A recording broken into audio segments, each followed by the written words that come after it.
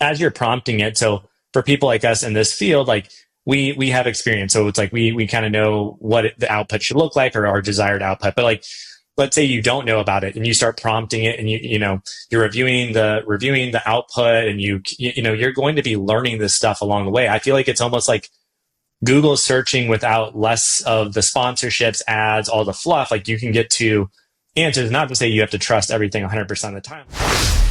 You're listening to Protect It All, where Aaron Crow expands the conversation beyond just OT, delving into the interconnected worlds of IT and OT cybersecurity. Get ready for essential strategies and insights. Here's your host, Aaron Crow. Thank you for joining me today on the Protect It All podcast. I've got my friend Blake here with me today. We are going to dive into all sorts of fun stuff. We don't have a script on this show. We kind of go wherever we go, but it'll be fun. We'll talk about some cool stuff. So Blake, why don't you introduce yourself? First of all, thank you for joining me today, and introduce yourself to the audience, and tell us a little bit about your background in cybersecurity and all the things. Yeah. Well, first, great intro. Love it. So that's really great. My name is Blake Hoge. Been in the security GRC space for, I don't know, I guess probably over 10 years now. I guess I'll just walk through my journey a little bit. But yeah, so out of in school, did accounting, realized I did not like that very well. It was very non-fun experience for me. And so midway through junior year, I switched over to management information system. So was already kind of half committed already to accounting. So I figured I would just pick that up and run with it. So did the whole double major. Out of school, I joined Protiviti, which for those not familiar, it's a consulting firm. So not a big four, not your typical EY, Deloitte, those sorts of things. So, but joined Protiviti, really didn't know what I wanted to do with my life at the time. I was told this is going to be basically like, audit, and, really had no idea what that entailed. But, out of school, started doing the audit stuff. It was pretty interesting and eye-opening because got a lot of exposure to a lot of different industries. It was a lot of banking, credit unions, financial services, all those types of things. And then oil and gas. What was really cool about it and was, I guess, a humbling experience was did a lot of traveling at the time. So that was pretty fun, as a, young 20-year-old, get to travel to different cities and see different clients and interact with different teammates was pretty fun and exciting. But, it wasn't, it didn't feel, it felt like, what is the saying? Like, mastery of, jack of all, mastery of none. So I kind of really got good about showing up and being like the subject matter expert in any situation where it's like, oh, Blake here is our, senior, and he knows how to do this audit from start to finish. Meanwhile, you were just like a warm body that just got pulled onto the project. So for me, that was, a little hard to kind of understand like my purpose and where I was going with it. Along the way, I made a really good friend through Protiviti, and he was actually kind of my gateway into the tech space. So he was working at Protiviti as well, got pulled into Salesforce as a customer or as an auditor, got hired, and is probably within a few months he called me. He's like, "Hey, we have a role on my team. Are you interested?" And I was like, "Yeah, sure. What does this role look like?" And that role was kind of the entryway into the governance, risk, and compliance, GRC space. And it was very specifically looking at third-party risk management, and doing for Salesforce at the time was doing like our first-party data centers and call centers and supporting our security and compliance posture globally, which was, at the time, I didn't really even understand what I was getting myself into, but it was exciting once I got over there. I spent about 5 years there at Salesforce, and again, got into the first party data center. So we did a lot of security on-site assessments. This was like all pre-COVID, right?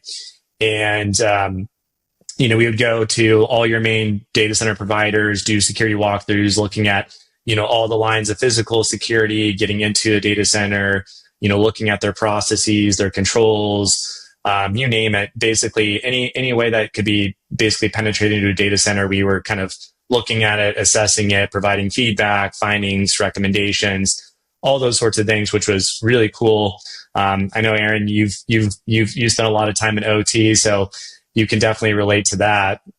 And then we also did a lot of the call centers. So same thing, kind of on the opposite end. All these big companies have all these call centers globally, kind of follow the sun model and, trying to optimize for workplace efficiencies and cost reductions efforts and stuff like that. And so I definitely got to travel my fair share. I was in India, the Philippines, like all around the world. And it was pretty eye-opening experiences going to these places and really understanding what is a call center, what are these people doing, how are we locking down the physical sites that they're working in, as well as, limiting data exfiltration risk from people that are working there. And it was a really good eye-opening experience. So, but from the OT standpoint, that was kind of my first experience getting into it. So, we would go into the data centers and we're looking at like the building management systems and, looking at, the thresholds and, looking at how people have access to that system, what can they control remotely versus do they have to be on site? So that was really cool. Felt like I was really getting into that, very security realm of investigation. So that was pretty fun. So, but yeah, I know you have quite extensive experience in that. I don't know. Have you been to a lot of the data center world? Yeah. So, I worked in, AT&T for a while. I was in there. We had a big data center outside of Dallas, and we had another one in outside of Seattle, in Bothell. And those two data centers, I think the one here was almost 200,000 square feet of raised floor data center. It was just a huge warehouse looking thing. I remember the coolest thing with there, obviously they had all the biometrics and all the things to get in the door. And this was, goes way back. But the really cool thing is, the ceiling, so the raised floor data center that AT&T had just built in Texas, and this was AT&T wireless. So it was it was like after the split, AT&T split off and turned into Southwestern Bell, and then it got bought by Singular Wireless, and then Singular merged with AT&T. Anyways, it kind of went this whole big circle. It went from AT&T and then went back to AT&T. But anyways, the data center, it was separate. So they had two data centers side by side. One was their they bought Time Warner, so it was their cable offering. So they had like cable modem internet and that kind of data center. And then they had a separate one, like neither of them had exterior, their nameplates on it or whatever. But the data center, the ceilings were like, I want to say 75 feet tall. And then when you open the raised floor, it was another 30 feet or something like that below. And they actually had little like rail cars that would drive, like for the fiber team, like the physical wiring team, they would drive the cars to run fiber back and forth because they were deploying fiber at the time. This goes way back, right? And they underneath, so like it's like a grid, so A2. You'd see that upstairs when you're on top, but underneath it was all lit and it would have all of those coordinates as well. So when you put in a ticket to, hey, I need fiber ran to this rack at A2, they would do it from underneath, and all of a sudden you'd just see fiber sticking up the bottom of your rack. I have an appreciation for that. Back in college, I was an intern at like our computer center there. And so that was like my first, role in a very small scale data center, but going in there and running some of the fiber optics from the different racks. And I really appreciated going into some of these newer ones, specifically with Salesforce, like how clean they keep those racks. Like the one we went to, it was like a spider web, just a complete mess. And you're like, what is this going to? And, you're trying to be cognizant of like, all right, if I have to run this, I don't get cable burn and try to pull the cable and break it and do all that. But some of these other ones, it's like, it's a masterpiece with, the highways and the cable trays and everything that do. It's very impressive. Yeah. I actually just got reached out to the other day. I did a project at a power plant. Oh, shoosh. That was probably 2016, I guess it was, I think. And we ran fiber they had different control rooms at this power plant, and we were running fiber between those and then also to remote locations. Well, this is in a coal-fired power plant, so it's not a clean environment. It doesn't have cable trays. It's hot because, sometimes they go next to the boiler, which can get, obviously thousands of degrees temperature. So we had to do this, Kevlar coated, shielded, cable, and we did MTP. So, it had 48 strands in one fiber pool. So like you just put a termination on the end and then you fan it out to others. Well, we ran this, and the fiber, I want to say the fiber back then, it was, a couple $100,000 in just physical wire. That we got custom built in a factory in Virginia, and they brought it out on this giant spool. And, I think the longest run was like almost 1,000 feet. And then, so we ran it all, we got it all working, all this kind of stuff. Again, this was 2016. Well, this year, I think it was earlier this year, or it may have been the end of last year, they had a fire at the power plant. And when they were going through, the cables got cut, both from, some of them got burned, but some of them in the fire, in trying to put out the fire and kind of contain everything, they just basically cut all the wires going into the electronics room, because they didn't want it to, I guess, maybe spread across the wiring, etc. So they were trying to rewire everything, and they didn't have an understanding of how everything was and where everything went. So they're calling people like myself and my team that I don't even work at the company anymore, but they're trying to get the unit back up on the line, and they're trying to figure out where all the cabling goes and how it all worked and all that kind of stuff. So it's amazing. That was almost 10 years ago, I guess. And they're just now coming back and trying to help us to remember what was done so they can get back up and running. It just goes to show work that we do today. You don't know how long that thing will have an impact to previous, to the next version, down the road. So, some of the stuff will last for a long time, and others will be ripped out in a couple of years. You just never know. Yeah. That's interesting. They're like, yep, come back 10 years later. Hopefully you have a really good memory of that exact cable that you ran. Maybe you wrote it down on a napkin or took a picture. Maybe we can leverage that. Well, and luckily, it's weird how my brain works. Like, I'll meet you, and as soon as you tell me your name, I forgot it already. Like, I don't know what it is about me. I have to I have to meet you like 3 or 4 times or say your name or something like that.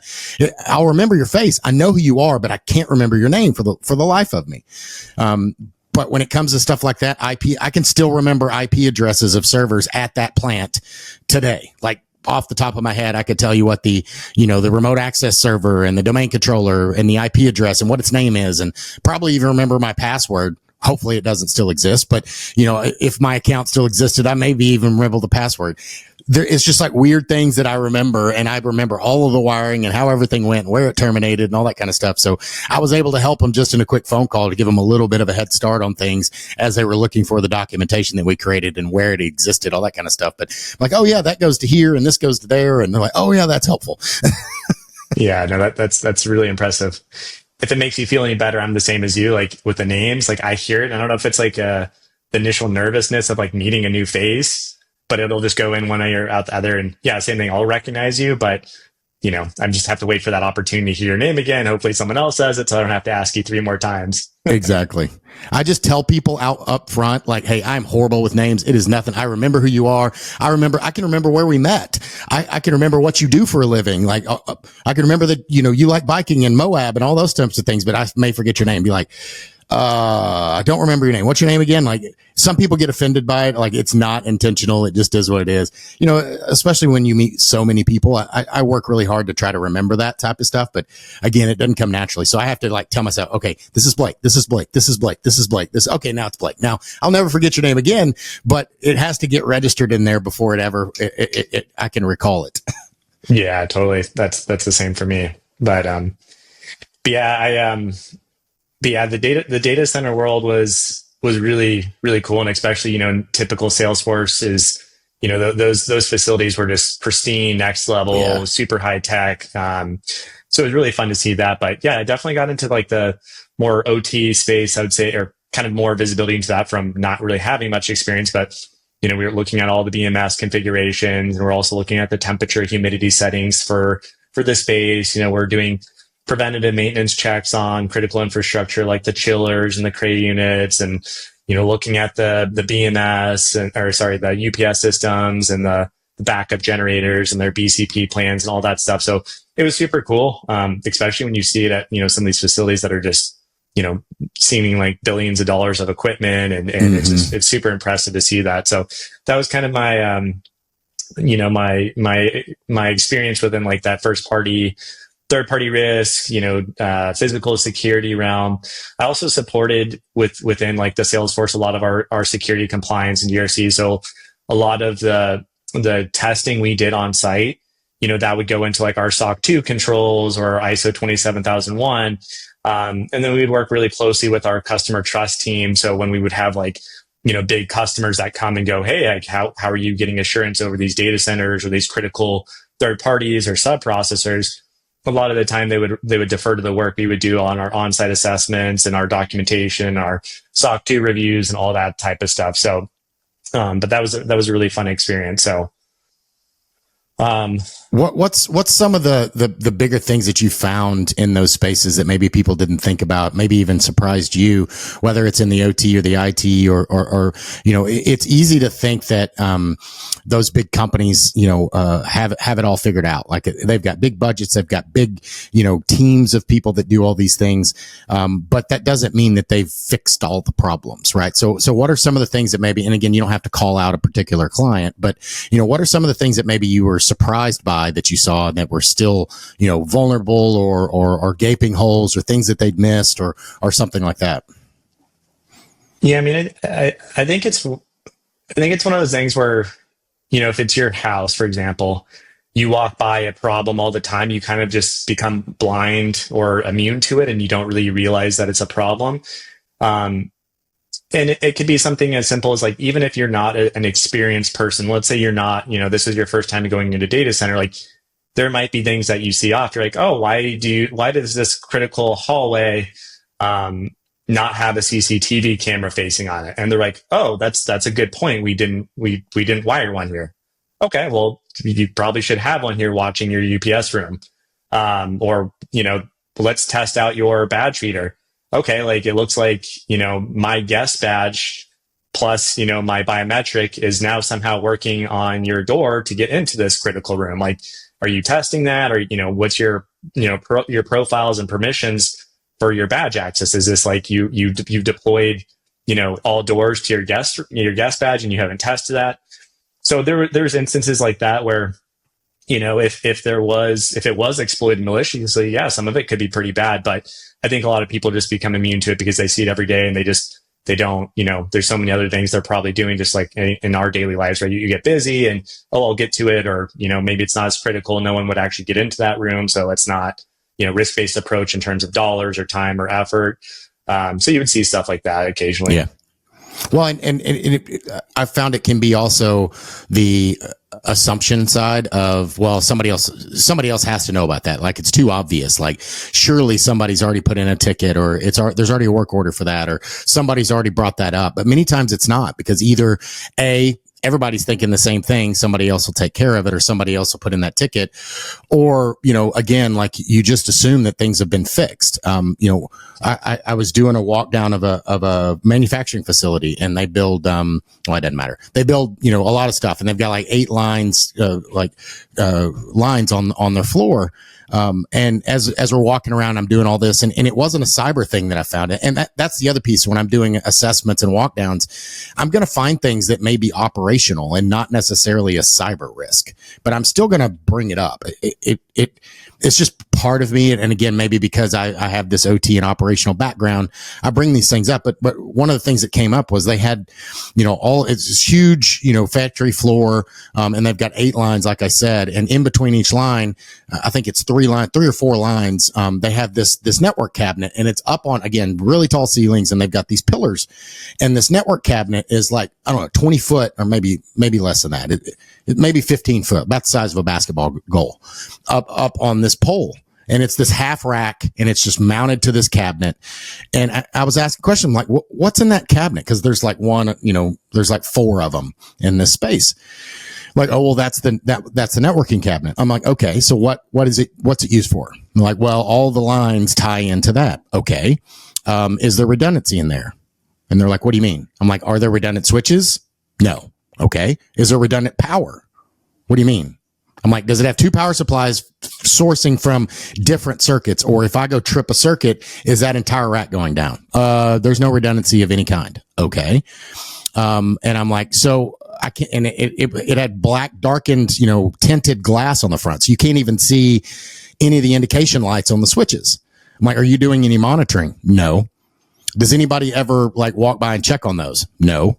Okay. I can't see them from here. I can't even tell what's in the cabinet, much less if there's an indication. I can't hear any audible alerts. So what happens if one of those switches fails? Well, these lines go down. Okay. Why are they 15 foot up in the air? Well, we're trying to keep them out of the way. Okay. Well, what if somebody hits them with a forklift? What? And we had just walked by a pillar and there was a TV mounted at about that height that was hanging from its HDMI cord because somebody hit it with a forklift. I'm like, remember that TV we saw back there? It's about the same height as that. So what if somebody hits that with a forklift? And it's little things like that that nobody thought of. And this was a brand new plant. They were just building it out, greenfield. And nobody had thought to ask that or push back on the design because everything on the production line was redundant.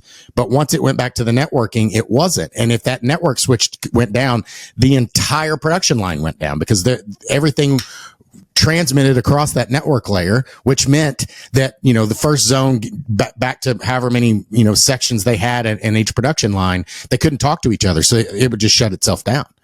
And they were like, oh, I'm like, again, this is not a cyber thing. It's got really nothing to do with cybersecurity other than the cyber risk is if I can hack that, switch and shut it down or whatever. Obviously I've got one place to go, but that's not the biggest concern here. My biggest concern is, you lose power, somebody hits it with a forklift or, there's a power supply fails in one of the switches and I don't know what's happening. So it just catches on fire because it overheats and nobody knows it happens until it's too late. And it's one of those things where you have to really empower your staff to be okay to say, stop. And even if I'm the junior person or I just walked onto the facility the first time, I can't assume that somebody's already thought of it. Right. And a lot of people are, especially if you just got hired or you're a junior person, you may be a little timid to say, hey, have you thought about this? Because they're like, oh, somebody's going to think I'm stupid. Same reason you don't raise your hand in the middle of class because you're afraid you might have a stupid answer or something.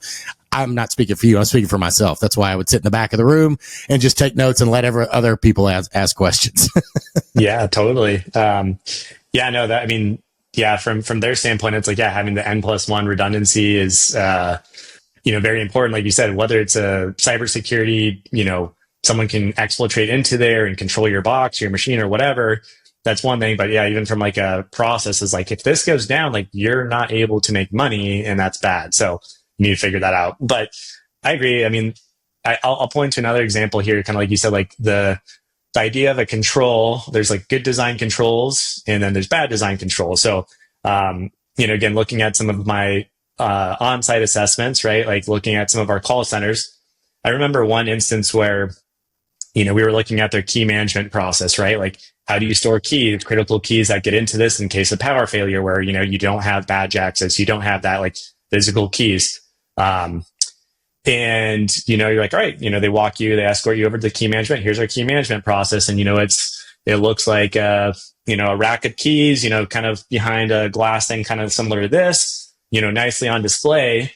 And, you're like, okay, well, who's watching the keys? Like, well, one, like the door's open, so you can just open it. I think it actually had the key in it. So it was like the key to open and unlock it was there. And then it's like, well, who's administering this? There's a sign in, sign out sheet. So does anyone here can just go grab whatever key they want, sign it out, bring it back, or maybe they don't even sign it out and you have no visibility here. Like, yeah, you can say you have a key management process, but is that a good key management process? Is it effective? Like, so there's definitely concerning things that we saw on that front for sure. Yeah. And it's so easy to overlook things like that. Like, yes, I've got a process, but does it work? And sometimes you don't know. And it's easy to, and this gets back to the whole, I went to school for engineering and, I remember, I think it was even my freshman year of college. And, one of the professors, I want to say he was an electrical engineering professor, and he was explaining to us, like, you can design really intricate electrical designs, put a drawing together, all that kind of stuff. But if you can't take that to mechanical engineers and that they can actually build it, it doesn't matter how pretty your design is on paper. Like if it can't be built in reality, then it doesn't matter. right? So sometimes it's really easy to overlook because you put it on paper, and then without testing that process and seeing it, it's really hard to know if it's going to work effectively, right? So it's very easy as an outsider to come in and say, you have the key there and there's a sign-in sheet, but nobody's enforcing it. Like, to see all of the issues, and you mentioned it earlier, like, it's really easy once you're in it to ignore, or not ignore, but maybe not see how ugly the baby is, right? You created this thing, you spent a lot of time and pressure, time on it, and effort, and you may just not be able to understand where you missed the ball.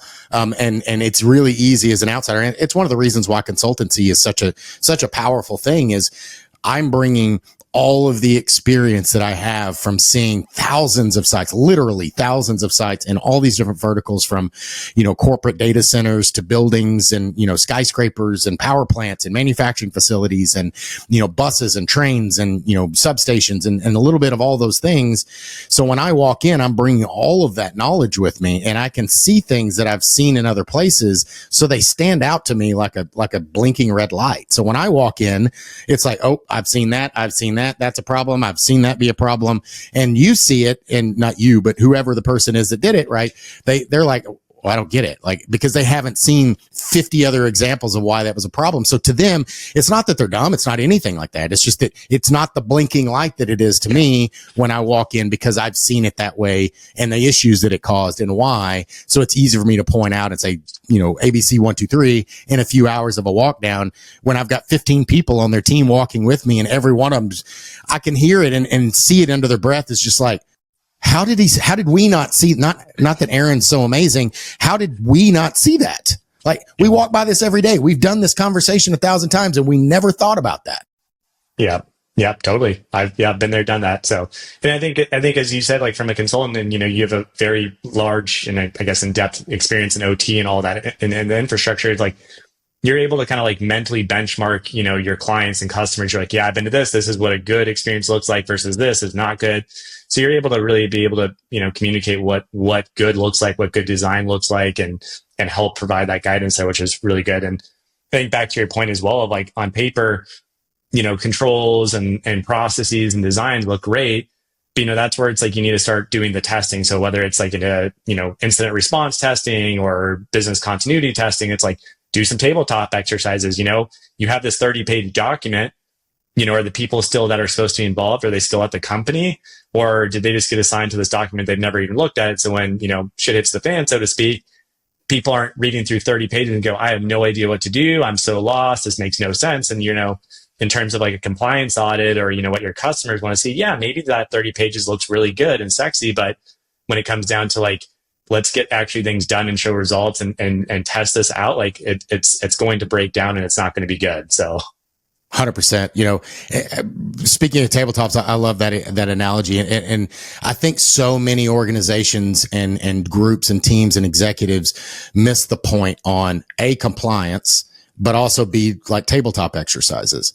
And I really see a tabletop exercise as, the fire drill is the analogy I usually give, right? Why do we do fire drills? It's not because, somebody wants to have to walk down 10 flights of stairs and go stand outside for 15 minutes and talk to all their, coworkers. It's because if a fire comes, you don't want anybody to have to wonder, where should I go? What should I do? Should I take the elevator? Like, what floor do I go to? Who is my point of contact? Where is the muster point? Like, you want everyone to already have done this multiple times. So it's just, they know what to do. They're just, or also when that floor warden says, hey, don't take the elevators, go down 10 floors, stop there, wait for more instructions. If you get there and that floor warden tells you to keep going, then keep going. Outside's the muster point, et cetera, right? So many organizations that I come in and see, they take a tabletop, they do it once a year.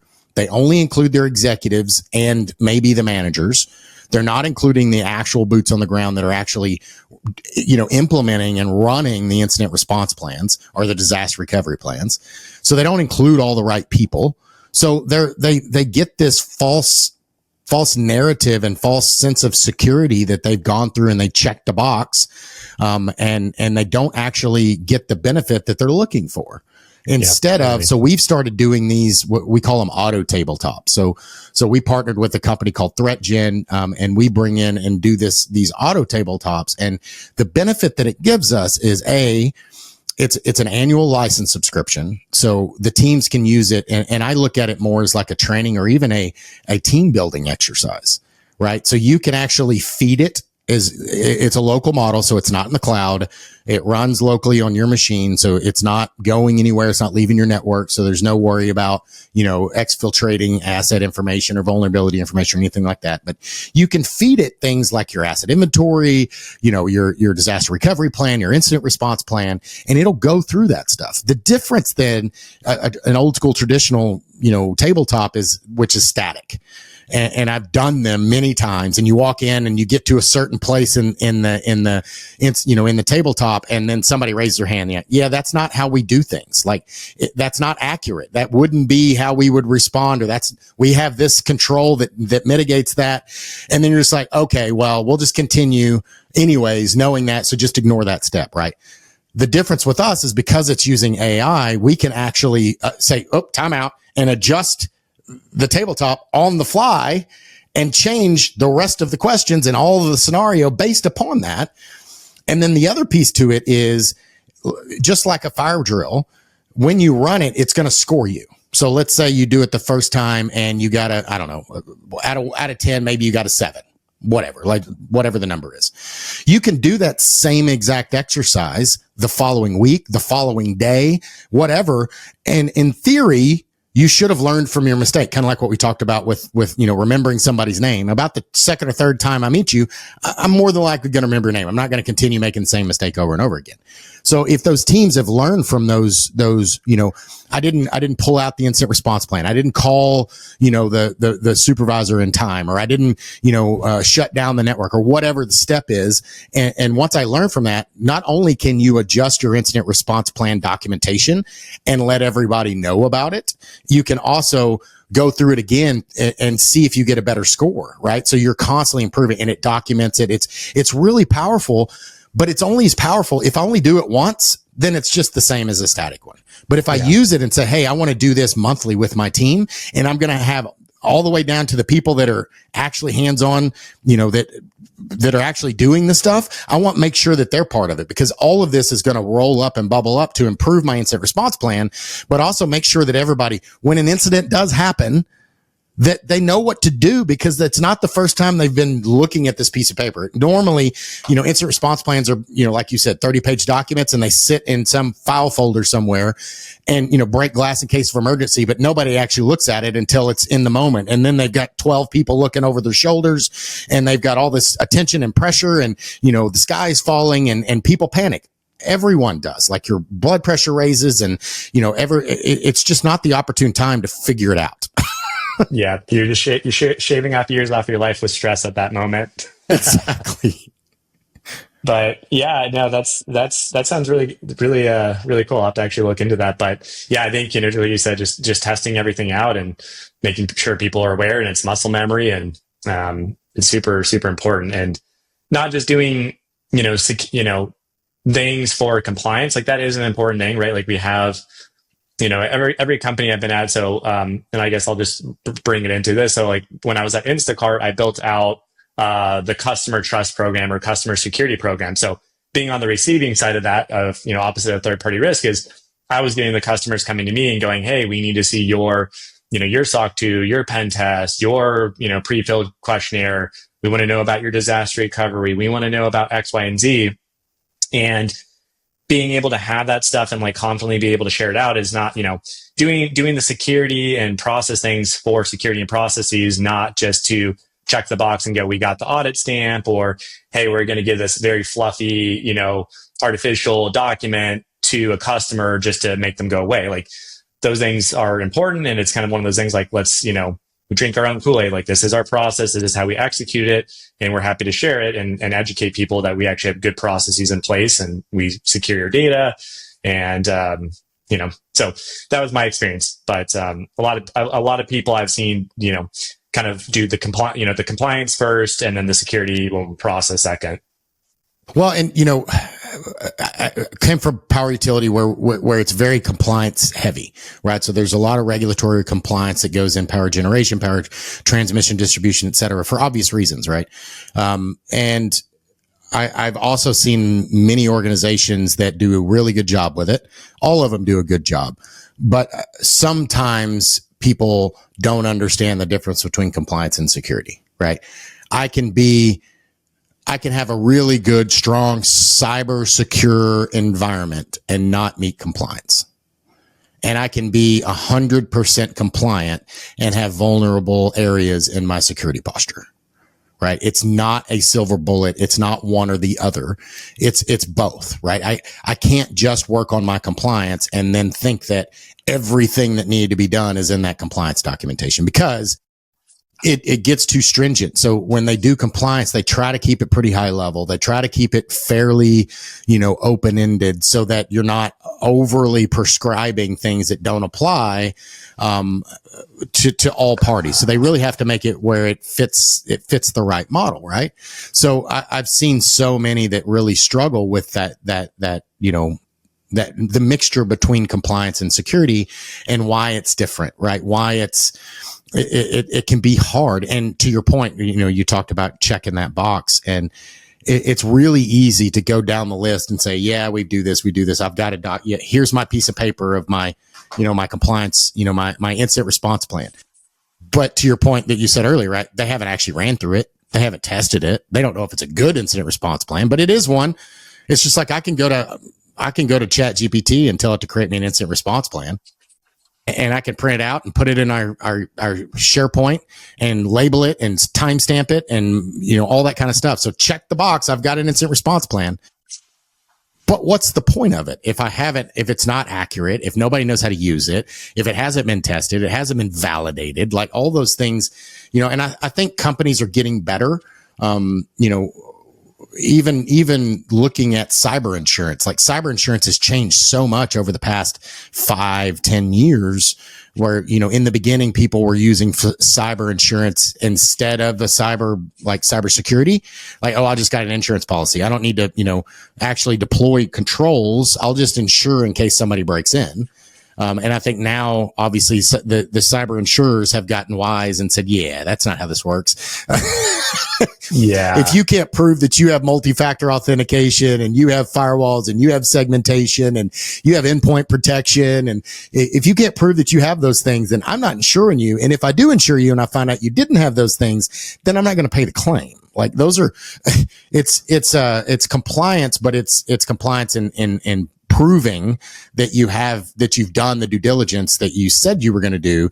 And it's not just a piece of paper. It's an actual incident response plan that works, not just something I created or grabbed from, I went to EY and said, hey, give me an incident response plan that I can implement. And they just, copy and paste, right? That's not what they're looking for. Yeah. Yeah. And I think, the compliance aspect that you said is important. For example, like, having a SOC 2 or having, meeting PCI or, ISO 27001, those are really good, from a company perspective in terms of like sales enablement and, trying to generate revenue off of those and showcasing it. But it's one of the things where it's like design the documentation with your current environment in mind and how your current processes work, and then fill out the documentation. And if you're doing that well, those things will satisfy the requirements. Maybe some very specific things that you might need to add a little language in for PCI or, a scoping thing. But for the most part, it's like, hey, we have an incident response process and we're executing and we're training and we're doing it.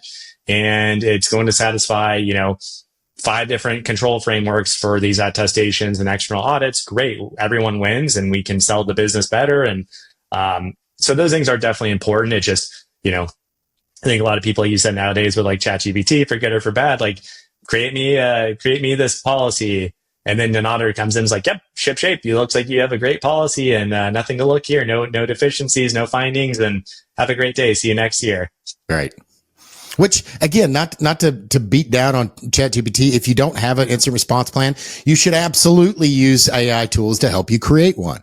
That said, you need to take it and customize it to your environment and make sure it works and make sure it's not missing things, because ChatGPT, these AI models are good at what they do. But there's no way, unless you're feeding, an open AI model, all of your proprietary and vulnerable information, which I highly don't recommend that you do, because then it knows all about all of the things. And, there's all sorts of risks behind that. So, but again, that being said, there's no reason why you can't have it build a very generic, high level, incident response plan to start with. Like, you don't have to reinvent the wheel. You can find consultancies like, again, Morgan Franklin, we do this all the time. Like, we can come in and help you. There's lots of folks that can help you. You don't have to start from scratch.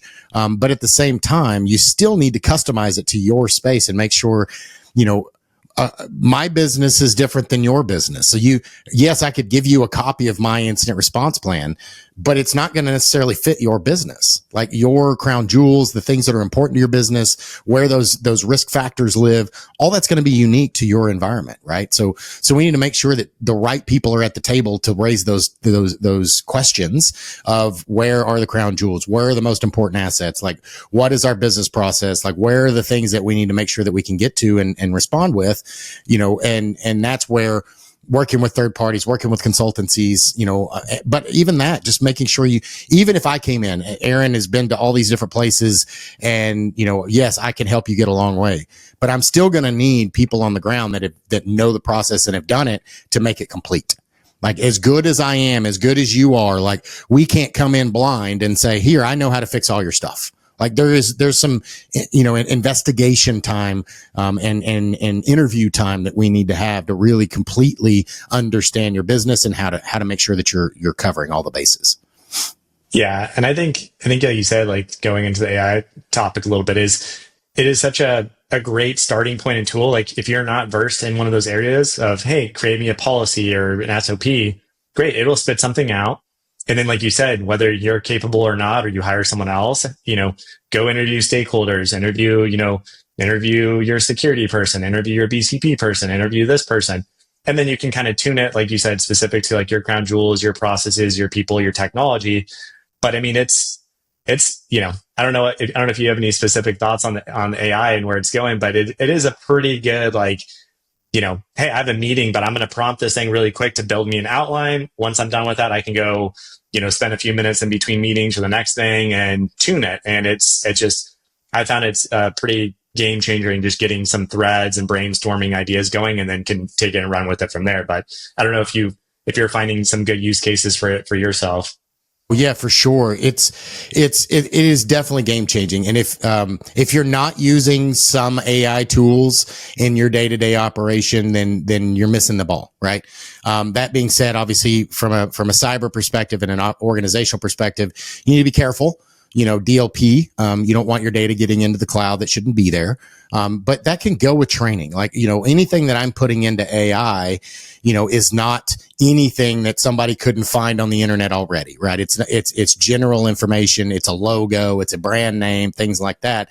I'm not putting my crown jewels or my asset inventory or anything like that into a public model. We do have some local models that we use for things like that, internal tools, and we do some automation and we create reports, and we'll do a lot of that stuff like tabletop type stuff, right? So I talked about the auto tabletop that we do. We also do some stuff with like asset inventory and doing assessments where we take a little device and we plug it into your network and it gets broadcast information. It's not scanning or doing anything like that. And then we take that and use AI tools, again, on-prem, our models, not going in the cloud, like no commingling of data with other clients or anything like that, right? And there's a lot of power in those things. But even to your point, just as an individual user, taking notes, like I go to locations and I'll handwrite notes on things, and, I know what it means, but sometimes it's really not super clear, or I'll forget. Like, if I look at my notebook from 5 years ago and I just look at the notes, sometimes I don't necessarily understand what I was noting about, right? So what I've started doing now, especially on important things, is I'll take those notes, and then when I'm out of the meeting, I'll take time and I'll go through, I'll upload pictures of those notes to ChatGPT. Again, nothing in the notes is proprietary. There's no, again, I'm not talking about, critical IP addresses or anything like that, high level conceptual type things. And then I'll go in and dictate into ChatGPT as I'm looking at the notes and saying, oh, this is what I was thinking about here. This is what this section is for. This is what, so giving it some context around what my notes were. So that way, then it creates me a summary. So it then takes all my handwriting, converts it to, text, and then puts my summary on it. So now I have a summarized page of the notes and all the things and what they were for in a legible thing that I could give to you, and you could actually make sense of it to some point. It's a really powerful thing to be able to do. And I just started doing it, and it was like life changing to me, because I've got all these notebooks down there, and I can look back and some of the stuff makes sense, and some of them's like, man, I don't remember what that was about, because I don't have the context of what I was listening to in the meeting that I wrote that sentence out for, right? Yeah, no, it's super, super handy, just like you said. Is there which one of the engines is been your favorite, or you found to be the best for your use cases? Or do you use a blend of it? Do you you start with one, move over to another, try it through there? How do you do it? So I use them all, or not all, but many of them. I probably default to OpenAI ChatGPT the most. I like the projects that it does. Obviously, it's not great at everything. You don't want to usually create images from it or anything like that. But it's all of them are getting better. So, Claude is supposed to be good with like copy, the noting stuff I was just talking about. Grok is really good at the research stuff, but they're all good. It's just a matter of, so sometimes I'll do the same tasks on 3 different chats and just to see which output I like better. Other times I'll actually let's say I'll put it into OpenAI and ChatGPT, and I'll take the output and drop it into Grok, and take the output and drop it into, Claude, and just to see, okay, now what do I get from it? And are there any other enhancements from it? Right. So, the template for, an SOP or incident response plan or disaster recovery plan, all those things are so, their language, they're learning from others that have put them in there, and you can get as specific as you want, again, without putting proprietary information in there. But it's amazing how they may say it a little bit different. And it's kind of like getting the opinion of 3 different people. And like, they all say basically the same thing, but there may be a few like, oh, wow, that's an interesting way to do it. So like doing it through all 3 of them, like there'll be little nuggets that you can pull out that I liked this better out of the ChatGPT one. I liked this better out of the Claude one, and this one out of the Grok one. Right. So, they're all very close and they're good at different things. But yeah, I spend a lot of time in Claude, and, little things like taking a contract. Let's say it's some, generic contract you have to sign for whatever. Like, you can take it in there, you can drop it into GPT, and then you can just say, summarize it. Like, tell me the things that I should be concerned about. Is there anything that I should be, interested or really dive into? Not that it's going to do everything for you, but what section should I really read through and make sure I understand before I sign this contract? Right. Yeah. Little things like that I've read that. I've got a real estate license, and I've read thousands and written thousands of contracts for real estate, but still it's a legal contract, right? So I've read all that legal verbatim, all that type of stuff. But still, it's just mind numbing when there's 30 freaking pages of it, and it's always small print, and it's all. But putting it into something like that really can help you kind of summarize things. I'll tell you one, and my wife will laugh at me, and it has nothing to do with cybersecurity, but I'll share it as a fun aside. My wife and I were in a disagreement the other day, and I was trying to explain something to her, and it like we were just talking past each other, like we were not able to communicate well. So I came in here in my office, and I dictated, like, this is what happened. This is where we disagreed. This is what I was trying to say. This is what she said. And I feel like we're talking past each other, but this is what I'm trying to say. And again, I'm not typing, I'm dictating it.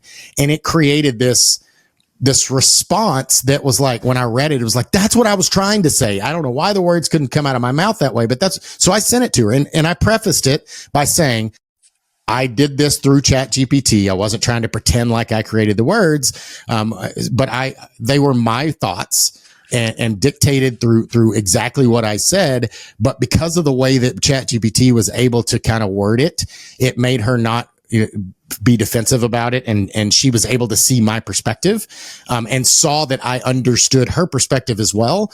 And man, it was life changing. And but using tools, and it feels like a cheat. And kind of what I told her was, I said, it's like any tool, like, you shouldn't overuse it, but it's a tool that is it's available to us. So why wouldn't we use it? Whether it's at work, with your kids, you can do things like, I've got a 3-year-old kid or a 5-year-old kid, and, I want to, they're doing fractions or whatever, you could say, hey, give me 10 questions that I can ask my kid to see if they're good at it, and let it do things like little things like that have nothing to do with cybersecurity and maybe nothing to do with your job, but you can do, funny things like that to start meetings and summarize notes and all that kind of stuff. It's amazing what you can do with it and make you more efficient in your roles. Well, that's a really good example. I'm going to keep that in my back pocket next time my wife and I get into it. I think what's interesting is it's, probably just from like an AI, it's, taking the feelings and emotions out of the human. I need to win this debate. I need to win this argument. I need to win this point, and translating it into, without that bias, without that feeling, not saying there's not bias there, but like the feeling of emotion or communication and things that get lost in translation in those moments. So that's really good. I'm going to keep that up my sleeve, but yeah, my example of using it recently is we had a claim for mold water damage at our house. And same thing, like you said, we get us, hey, what's our deductible? What is all of our information, our contract with our insurance? Ran it through GPT to, hold my hand, talk to me like I'm 5 years old. Like what is the best case scenario here? So it was really helpful to like break it down of, like you said, like here's the good, here's the bad, here's how you should approach this. So yeah, saved me much time, much stress, and definitely made that process smoother for me. So I've seen a lot of organizations that are doing like their own in-house custom, AI models, right? Local language, because they want their employees to be able to use it, but they obviously don't want, proprietary and information in the cloud. Some organizations are completely blocking ChatGPT, but it's not going to stop people from using their own personal devices, their phones, et cetera. You can obviously train them and tell people not to do things, and people make mistakes. But giving them the tools is the right answer, right? So if you can have those tools, if you don't want them using, the free ones or the ones in the cloud, then give them an alternative, right? It's like, you tell a kid not to ever drink and you don't tell them why, as soon as that kid, that's why the preacher's kid's usually the worst kid, right? They never got to do anything. And as soon as they get a little bit of freedom, they go over the deep end on it, right? Same thing with, don't have, make sure you keep the door open and, keep a distance between you and a girl, like, all that type of stuff, right? And as soon as you get that alone time, like you're just going straight after it. Cause well, if they don't want me to do it, it must be really good. So that's what I'm going to do. Yeah, no, I think like you said, I think companies should embrace it, set up policies, set up the guidelines, like allow people to explore it, test it, have fun with it. But like you said, like limit what the risk is, bring it in house, have your self-sustained environment, limit what people are doing with it. But like you said, if you try to say, no, it's bad, you can't use it, like people are going to find ways to do it. And chances are they're going to put themselves and or the company more at risk because maybe they're not educated enough, or they're just doing silly stuff on the side. So that would be my feedback and guidance, and what I see. Hopefully people embrace it along the way, because I don't think it's going anywhere. No. And, it is, everybody's talking about how AI is going to, displace jobs and things like that. And although I do think that there's some of that, there'll be some low level, entry level type roles. I don't think they go away. I think they just turn into something else. Like, you look at the factory floor that we, from 50 years ago, and it was people, and it's like we talked about earlier, right? But now it's automation, it's robotics, it's things like that. It doesn't mean that you don't need humans. Those humans just have to do different things. Like now they're controlling the robots. They're validating things. They're tuning. They're calibrating. They're checking systems. They're doing different tasks. They're not just, hammering a rivet, right? The robot's doing that stuff. The robot's doing the welding. The robot's doing the dangerous stuff. Then the human can just validate things are in there. They're working as performed, and that human can do more tasks now, right? They can do more things. So when I look at AI, it's that, like, how can I enhance I don't have to do the boring, mundane things that I don't want to do. Writing a report, prime example. I don't want to write a report, but I can tell you exactly what I want to say, and I can dictate it. Like, I know what I want it to look like. So I can, a funny story. When I was at Big Four Consulting, I would be able to, I can write on a whiteboard. It's like, I'm like beautiful mind. Like I can write forever. I can draw like all of these things, but turning that into a PowerPoint is not my strength.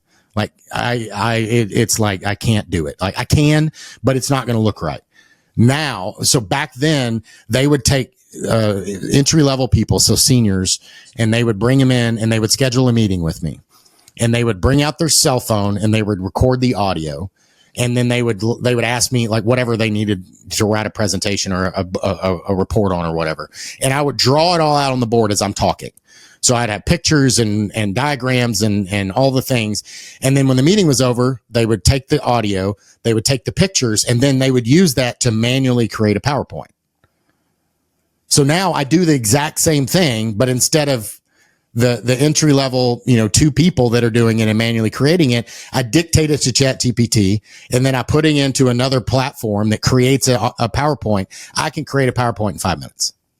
Yeah, no, it's life changing from that perspective. Yeah, I think back to your point too on that is like some people do get fearful of it. Like you said, there might be some shifts in jobs and what that looks like. But I think overall, like if you look back in time, like this might be like one of those transitions with like phones, like. You went from working 9 to 5 brick and mortar job, you went home, maybe you had a life. Well, now where it's like, you have your cell phone, you have, the Internet of Things, everything is talking to you, work, it can talk to you all hours of the day. So you're, arguably working longer and more.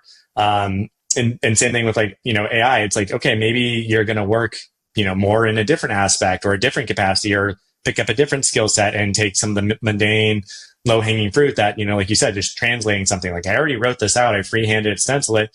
I don't want to make a PowerPoint. This is really good at doing that. And it gives me time to go focus on this, actually high risk, impactful thing versus just, something that anyone can really do at this point. And I think along the lines as well with AI is as you're prompting it. So for people like us in this field, like we have experience. So it's like, we kind of know what the output should look like or our desired output, but like, let's say you don't know about it and you start prompting it and you're reviewing the output and you're going to be learning this stuff along the way. I feel like it's almost like Google searching without less of the sponsorships, ads, all the fluff. Like you can get to answers, not to say you have to trust everything 100% of the time, like you said, but like you're going to be reading the content. It's going to be pulling it together quicker, faster. You're going to be reading that and absorbing the information in a nice, uniform, dissectable, speak to me like I'm 5 years old and educate me. So it's like, there's a lot of learning opportunities as you're prompting this with new content, which I find really fascinating. 100%. Like I really feel that Google is Googling, or search engines are kind of dead. Yeah. I don't use Google anymore. I Grok, I OpenAI, Yep. I use Perplexity. So Perplexity has access to all of them. So if I'm looking, let's say that I did it the other day. I was looking for a podcast studio in San Francisco, because I'm going to RSA next week. And, I was saying I may want to do a drop in and record a podcast episode, while I'm there. So instead of Googling and trying to find all that kind of stuff and read the websites and seeing where they are, I put it into Perplexity. And I said, okay, I'm going to be in San Francisco. I'm going to be close to the Moscone Center. And I'm looking for a podcast studio that's within, maybe a mile of there that has, this, and this. And I kind of put in the criteria, and then I just did it. and then it came back with like 3 of them in row, the closest one first, what their pricing was, like what services they offered, all that kind of stuff. And I didn't have to look at 15 ads or find 10 down that was the right one that was closest, because it didn't trend in Google. So even though it was the closest and best one, it's on the second page and I didn't see it. Like, it does all that stuff for me. And it's just looking at the data. Like, it's life changing when you know how to use it and what scenarios to use it, instead of, having to go the old ways and do it Google and then go to click on everyone and then try to find the right page that has the information I'm looking for. And then 5-6 clicks later, and then go back to another one and do the same thing. Like, it would take you 30-45 minutes to do that information. And now you can just do it at the drop of a hat. Same thing with booking travel, with finding hotels, with finding flights. Like, you don't have to go to multiple sites. You don't have to go to Google Flights. Like, you could do all this stuff and just give it the information and let AI at least do the first round of searching and narrow it down, so you're spending less time doing these things. Yeah. And then you can export it too. So instead, like you said, going Google and then putting your Google sheet and tracking it and comparing, it's like, nope, I want this in a PDF or, Excel format exported so I can compare, contrast it. I can also send it directly to the person I'm trying to coordinate this trip with or whatever. So it's super, big game changer there.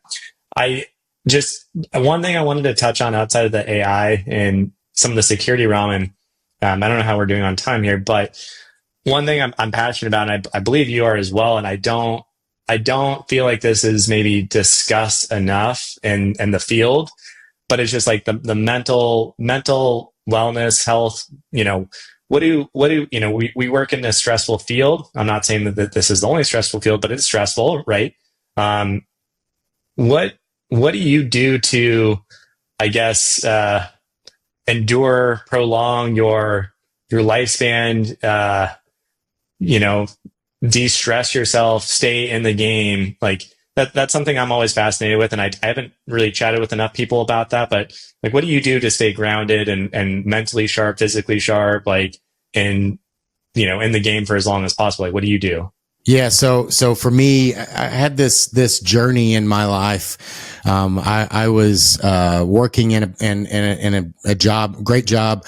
I was 350 pounds, over 100 pounds more than I am now. I'm a big guy. I'm, 6'2", 235. But, I was same height except 350 pounds, right? I had back problems and heartburn and pre-diabetic and all the things. Since then I've changed and I eat different. I work out all the time and I don't work out like, I've done CrossFit and I've done, mud runs and competitions and marathons and climbed mountains and done crazy, 14ers in Colorado and done all sorts of things. But to answer your point, and why do I do that? Like, I do it because that every day I ruck. Rucking is, if you've never heard of rucking is, you basically walk with a backpack, right? It came out of military. I did not serve, but many of my friends did. And rucking is something, you do in the military. It's a backpack with weight on it and you walk, not just, leisurely, but you walk, with a purpose, pretty fast. And then that weight helps you, with you get the benefits of a run without the physical breakdown of the impact of your joints, et cetera. Right. So I've signed up for the past 4 years to do 1,000 miles a year. So I've rucked over 4,000 miles in the last 4 years. And I do it all around the world. I take it with my backpack that I carry is a Go Ruck. So I've done it in London and Japan and Canada and Mexico and all the places, on the beach, in the cold, in the snow, in the heat, you name it. Right. And why do I do that? I do that because it starts my day off, right? It really helps me to level set. I've done a hard thing. I usually do it first thing in the morning. So many times it's 5 o'clock in the morning. In San Francisco, it'll be 5 o'clock in the morning, which for me, because I'm in Central Time Zone, it's really only 7 a.m. because I'm used to that. But, I ruck a lot. I do a lot of reading. All the things on my book back there, they're not just props, right? I'm reading things constantly. I'm going to, coaching seminars and webinars and, I'm constantly learning, and not just in cybersecurity, public speaking and mindset and, personal health and all the different things, because to your point, like, you never shut it off now. right? To your point, like I work from the time that I get up, I'm checking emails and, you know, my boss may send me a message at 7 o'clock at night and I'm probably going to respond to it. But because of that, I need to make sure that I have balance in my life. And balance does not mean equal. It just means that there is some balance, right? You know, the scale balances a little bit. Like sometimes it's 60-40, sometimes it's 80-20, sometimes it's 100-0. But you can't run at rev limiter constantly or you will burn out, right? So, you know, taking time, every day I schedule a lunchtime. That doesn't mean that people don't sometimes, you know, schedule a meeting over my lunch, but I carve out that time so that I remember, especially working from home, to walk away from my desk and go eat, right? Sometimes I'll grab food and I'm sitting here at my desk on a call or whatever.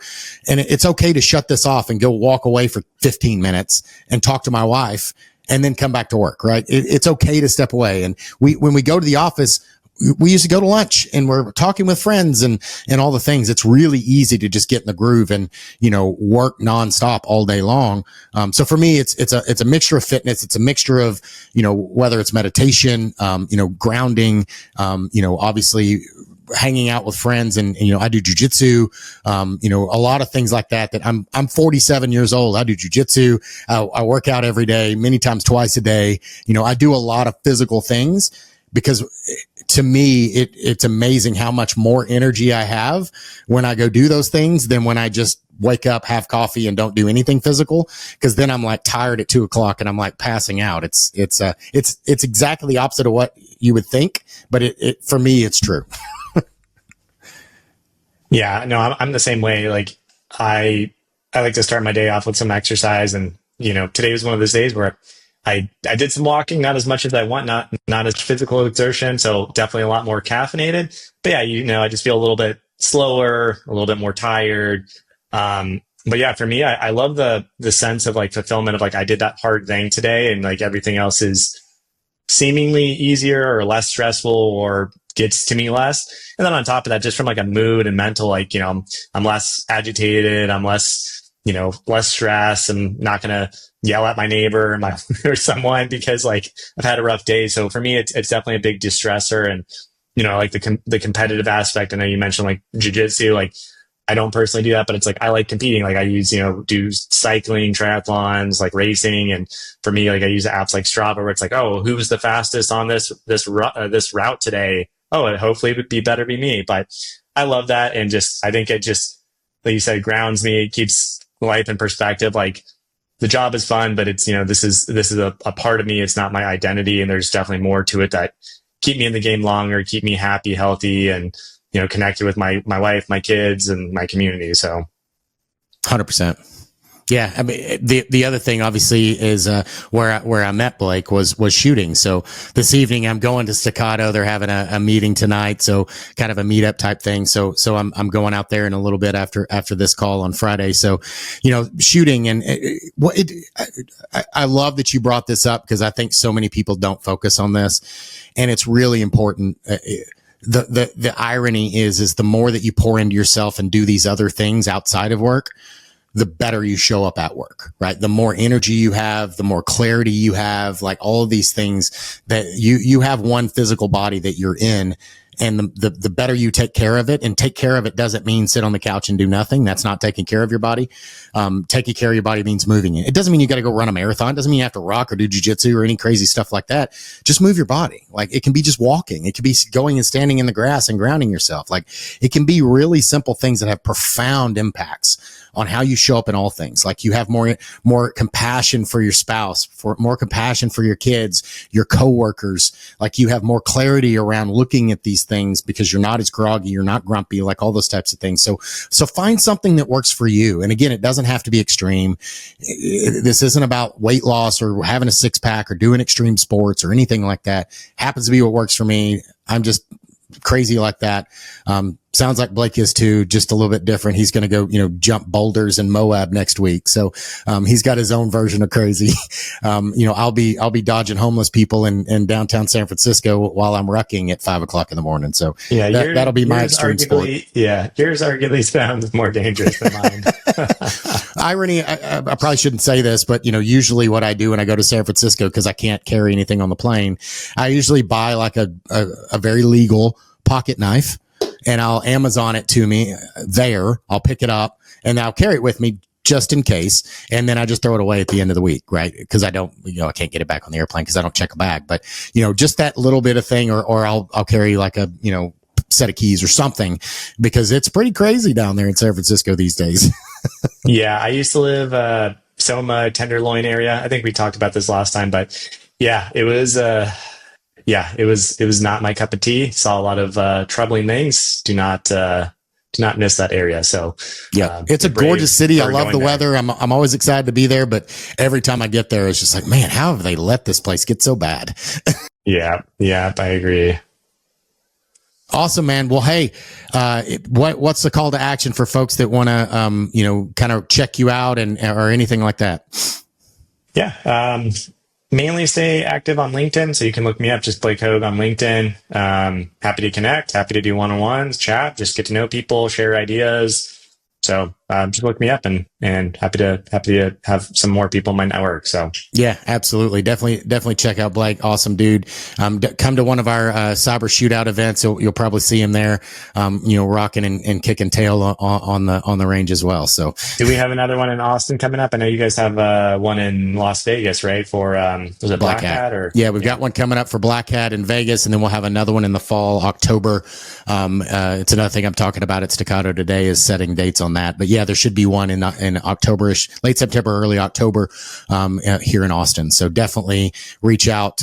If you want to hear about how that goes and you don't want to just hear biasly from me, you can reach out to Blake and he'll tell you, because he's been to them and he's seen and had some fun at those things. So yeah, super fun. Bring your wallet in case you want to buy some new goodies, but yeah, can't speak highly enough. Super fun. Great way to build connections and, get away from the slide decks for a little bit. So highly encourage it. Absolutely. And more of that, working on your mindset and getting away from things and decompressing. Like that's part of the reason why we do these types of things. I had a happy hour last night that you weren't able to make, which it's fine. We'll have another one, but that's why we do these things, right? We're a big community and we can help each other. You never know how that person that you just met is going to help you or introduce you to somebody, or, maybe they're hiring, kind of like what you talked about when your friend went to the separate company and then brought you in. Like those connections are priceless, right? Our brand, our personal, our integrity, who we are, like we're one big community. And the wonderful thing that I love about this community is it seems like most people are wanting to help others, right? So if you show up with integrity, people want to help you. They want to, right? If you show up and you're taking advantage of that, then yeah, nobody's going to want to help you. But if you're willing to give as much as you're asking for, people will give you the shirt off their back. I've seen it 1,000 times. So, if you have questions, if you're looking to get into the industry or you're struggling with something, you have a question, like anybody I've had on my podcast, myself, like reach out, because everybody I have on here, I have them on here for a purpose. It's because not only are they capable, very, very smart and successful, but also the reason they've got there is because they're willing to help people, because they've been helped. We've all been helped by someone along the way.